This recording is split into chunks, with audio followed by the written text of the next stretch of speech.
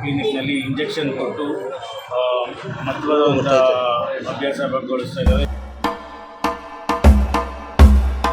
Pain ಕಿಲ್ಲರ್ಗೆ use ಮಾಡ್ತಾರೆ, ಇನ್ನು ಬೇರೆಕ್ಕೆ ಏನು ಯೂಸ್ ಮಾಡ್ತಾರೆ?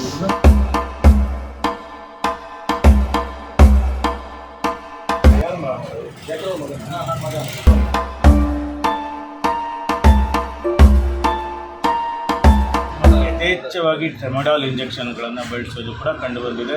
ಅವ್ರ ಮಗನೂ ಆಯುಷ್ ಡಾಕ್ಟರ್ ಹೇಳ್ತಾರೆ, ಅವರೇ ನಮ್ಮ ಪರ್ಮಿಷನ್ಗೆ ಲೆಟರ್ ಹೋಗಿಲ್ಲ. ವೀಕ್ಲಿ ಟು ಆದ್ರೂ ಅಷ್ಟೊಂದು ಸ್ಟಾಕು ಡ್ರೈವರ್ಗೆ ಏನು ಜ್ವರ ಅಂತ? ಯಾವ ಡ್ರೈವರ್ಗೆ ಜ್ವರ? ಮೀರದವ್ರಿಗೆ, ಅವ್ರು ಮೀರದವ್ರನ್ನೇ ಕಳಿಸ್ತಾ ಇದ್ದೀವಿ.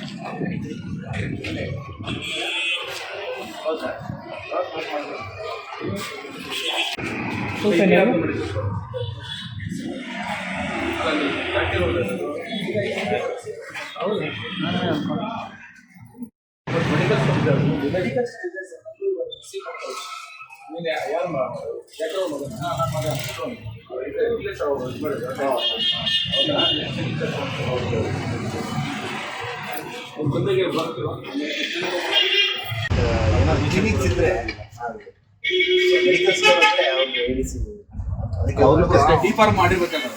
ಮಾಡಿದ್ದಾರೆ. ಅದಕ್ಕೆ ಇಲ್ಲಿ ಮೆಡಿಸಿನ್ಸ್ ಕೊಡ್ತಾರಲ್ಲ, ಅವರು ಬಿ ಫಾರ್ಮಾ ಅಥವಾ ಡಿ ಫಾರ್ಮಾ ಮಾಡಿರ್ಬೇಕು. ಏನಾಗಿದೆ, ಸುಮಾರು ಮೆಡಿಕಲ್ ಸ್ಟೋರ್ಸು ಅವರು ಕ್ವಾಲಿಫೈಡ್, ಅವ್ರ ಸರ್ಟಿಫಿಕೇಟ್ ಯಾರೋ ಇಲ್ಲಿರೋರು ಕ್ವಾಲಿಫೈಡ್ ಇರೋದಿಲ್ಲ, ಅದು ಇದಾಗಿದೆ. ಬಟ್ ಅದೆಲ್ಲ ADC ಅಂಡರ್ ಬರ್ತಾರೆ. ಈಗ ಅವ್ರು ಮೇಡಮ್ ಯಾರು ಹೆಸರಲ್ಲಿ ಇದೆ, ಇವ್ರ ಕ್ವಾಲಿಫಿಕೇಷನ್ ಏನು, ಇವರು ಡ್ರೆಸ್ನ ಹ್ಯಾಂಡಲ್ ಮಾಡ್ತಾ ಇದ್ದಾರಲ್ಲ, ಸೊ ಇವ್ರ ಕ್ವಾಲಿಫಿಕೇಷನ್ ಮತ್ತು ಅವರು ಕ್ಲಿನಿಕ್ಕು ಹಾಸ್ಪಿಟಲ್ ಅಂತ ಬಂದಾಗ ನಮ್ಮ ಜಾಯಿಂಟಾಗಿ ಅವ್ರ ಜೊತೆ ನಾವು ಇದು ಮಾಡ್ಬೋದು. ಇಲ್ಲಾಂದರೆ ಅವರು ಅದಕ್ಕೆ ಅವ್ರಿಗೆ ಕಾಲ್ ಮಾಡ್ತಾರೆ. ಸರಿ,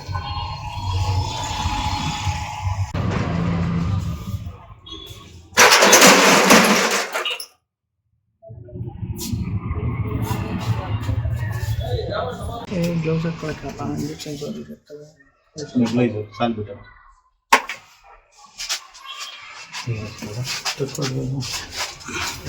ಓಪನ್ ಮಾಡಿ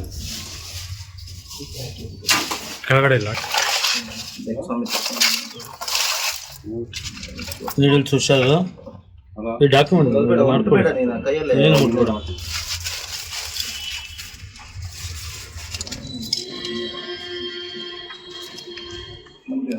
ಅದು ಸ್ಮಾಲ್ ಬೆಟ್ನೆಸ್ ಅಲ್ವಾ? ಅದೇನು ಬೆಟ್ನೆಸ್ ಆ್ಯಂಪಲ್ಸ್ ನೋಡ್ಬೇಕಾದ್ರೆ ಈಗ ಬೆಟ್ನೆಸ್ ಟೊಮೆಟೊಲ್ ಟೊಮೆಟೊಲ್ ಇಂಪಾರ್ಟೆಂಟ್. ಏನು ಕೊಡ್ತಾರಂತ ಇದು ಮಾಡಬೇಕು, ಎಕ್ಸ್ಪ್ಲೇನ್ ಮಾಡೋಣ. ಅವ್ರಿಗೆ ಕೇಳಬೇಕು. ಟೊಮೆಟೊಲ್ ಜಾಸ್ತಿ ಒಂದು ನಿಮಿಷ. ಈಗ ಆರೆಂಜ್ ಕಲರ್ ಅದಾಗಲ್ಲ. ಅದು ಇಲ್ಲ ಟೊಮೆಟೊಲ್ ನೋಡಿ, ಚಿಕ್ಕ ವಯಲ್ ಇದೆ ನೋಡಿ, ಗ್ಲೌಸ್ ಇದೆ ನೋಡಿ. ವಯಲ್ ಅಲ್ಲಿ ಝೋನ್ ಪಕ್ಕದಲ್ಲಿ ಆ ಕಡೆ ವಯಲ್ ಅದು ಅಲ್ಲ, ಈ ಕಡೆ ಇದೆ ಚಿಕ್ಕದು ಅಲ್ಲಲ್ಲ ಚಿಕ್ಕ ವಯಲ್. ಚಿಕಿತ್ಸಾಲಯ ಭೇಟಿ ನೀಡಿ ಇವತ್ತು ಒಂದು ಇಲ್ಲಿನ ಇನ್ಸ್ಪೆಕ್ಷನ್ ಮಾಡಲಿಕ್ಕೆ ಬಂದ್ವಿ. ಇಲ್ಲಿನ ಕಂಪ್ಲೇಂಟ್ ಏನು ಅಂದರೆ, ಇಲ್ಲಿನ ಟೀನೇಜರ್ಸ್ಗೆ, ಯುವಕರಿಗೆ ಇಲ್ಲಿನ ಆಸ್ಪತ್ರೆಯಲ್ಲಿ ಕ್ಲಿನಿಕ್ನಲ್ಲಿ ಇಂಜೆಕ್ಷನ್ ಕೊಟ್ಟು ಮಹತ್ವದ ಅಭ್ಯಾಸಗೊಳಿಸ್ತಾ ಇದ್ದಾರೆ. ಜೊತೆಗೆ ಅವ್ರಿಗೆ ಅಡಿಕ್ಷನ್ಗೆ ಬೇಕಾಗಿರುವಂಥ ಡ್ರಗ್ಸ್ ಕೊಟ್ಟು ಅಡಿಕ್ಟ್ ಮಾಡಿಸ್ತಾ ಇದ್ದಾರೆ ಅಂತ ಒಂದು ಕಂಪ್ಲೇಂಟ್ ಬಂದಿತ್ತು. ಸೊ ಆ ನಿಟ್ಟಿನಲ್ಲಿ ಇಲ್ಲಿ ಭೇಟಿ ಕೊಟ್ಟಾಗ, ನಾವಿಲ್ಲಿ ಬಂದು ಭೇಟಿ ಮಾಡಿದಾಗ ಇಲ್ಲೇ ಪಕ್ಕದಲ್ಲಿರುವಂಥ Haseena medical store, Haseeb medical store ಅಂತ ಇದೆ, ಪಕ್ಕದಲ್ಲೇ ಜಾಕಿರ್ ಕ್ಲಿನಿಕ್ ಅಂತ ಇದೆ. So Haseeb medical store inspection ನಡೀತಾ ಇದೆ. ಹಾಗೆ ಜಾಕೀರ್ ಕ್ಲಿನಿಕ್ನಲ್ಲಿ ನೋಡಿದಾಗ ಅವರು ಆಯುಷ್ ಪದ್ಧತಿನಲ್ಲಿ ಪರ್ಮಿಷನ್ ತೊಗೊಂಡಿರೋವಂಥದ್ದು. ಹಾಗೆ ಈಗ ರಿನ್ಯೂವಲ್ ಮತ್ತೆ ಅಪ್ಲೈ ಮಾಡ್ಕೊಂಡಿದ್ದಾರೆ, ಈಗ ಪರ್ಮಿಷನ್ ಕೊಟ್ಟಿಲ್ಲ, ನಾವೆಲ್ಲ ಇನ್ಸ್ಪೆಕ್ಷನ್ ಇದರಲ್ಲಿರೋದು. ಅವರು ಆಯುಷ್ ಪದ್ಧತಿಯಲ್ಲಿ ಪರ್ಮಿಷನ್ ತೊಗೊಂಡು ಅಲೋಪತಿ ಪದ್ಧತಿನಲ್ಲಿ ಪ್ರಾಕ್ಟೀಸ್ ಮಾಡ್ತಾ ಇರುವಂಥದ್ದು ಕಂಡುಬಂದಿದೆ. ಜೊತೆಗೆ ಯಥೇಚ್ಛವಾಗಿ ಟ್ರೆಮಡಾಲ್ ಇಂಜೆಕ್ಷನ್ಗಳನ್ನು ಬಳಸೋದು ಕೂಡ ಕಂಡುಬಂದಿದೆ. ಒಂದು ಮುಖ್ಯವಾದ ಅಂಶ ಅಂದರೆ ಯಾವುದೇ ರೀತಿ ಬಯೋಮೆಡಿಕಲ್ ವೇಸ್ಟ್ ಸೆಗ್ರಿಗೇಟ್ ಮಾಡಿಲ್ಲ. ಬಯೋಮೆಡಿಕಲ್ ವೇಸ್ಟ್ ಸೆಗ್ರಿಗೇಷನ್ನಲ್ಲಿ ಎಲ್ಲ ರೀತಿಯ ನೆಗ್ಲಿಜೆನ್ಸು ಮಾಡಿದ್ದಾರೆ.